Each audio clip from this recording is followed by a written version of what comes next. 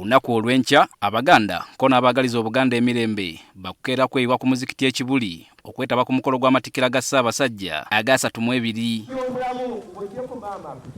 Wetutuukidde Kasozi Kibuli nga konna katemagana okukira supu wa Mukene okutuukana n'omutindo gw'okukyaza omutanda.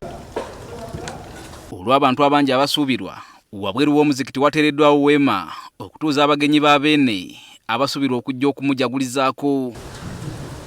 Ab'ebyokwerinda nabo balabiddwako nga beetala ko n'okutuula mu nkiiko okusala entotto ku butya bwe bagenda okunyweza ebyokwerinda.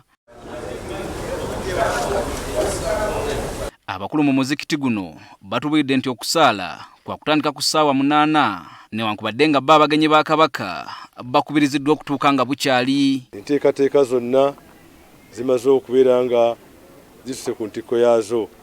Kyetulindiridde kubakoowoola mwenna abaami n'abakyala, abaana abato, bakulu, mujje olunaku lw'enkya okutandika essaawa 7 tubeere nga dusange buli omu nga akalidde mu katebe ke insha Allahu taala. Wano wategekeddwawo n'olusiisira lw'ebyobulamu era abantu ba Kabaka abawerako balabiddwako nga bafuna obujjanjabi. Obulwadde obundeese maaso ne puresa, essukaali.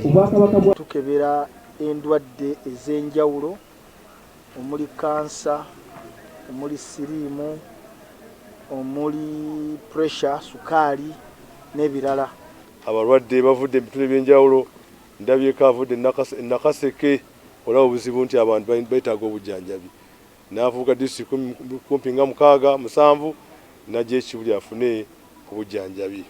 Insha Allahu taala tusuubira nti ffe tujjanjaba Allah yawonya. Ng'oggyeko enteekateeka eri Ekibuli n'abantu b'omutanda ku mwalo gwa Lusaalira nga gwe mwalo ogukyasinza obunene ku nnyanja Wamala basibye bafuna obujjanjabi obw'enjawulo mu lusiisiro olwategekeddwa Obwakabaka ng'emu ku nteekateeka y'okwetegekera amatikkira ag'enkya. Neebaza Ssaabasajja okutuwa obujjanjabi okujja okutukeberako obwereere essanyu tulina ppitirivu. Abaana babeeramu embiro okusesema egamba naddala omusujja gwa malaria.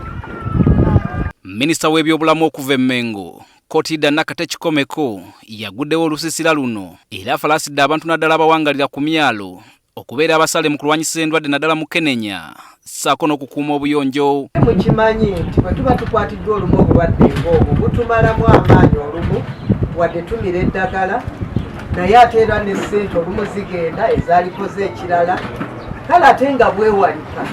Obulwadde obwo bwewalika kyekirungi ekiriwo tubwewale tubeere bantu balamu tuweereze Ssaabasajja kuba olugendo lwakuddawa ku ntikko.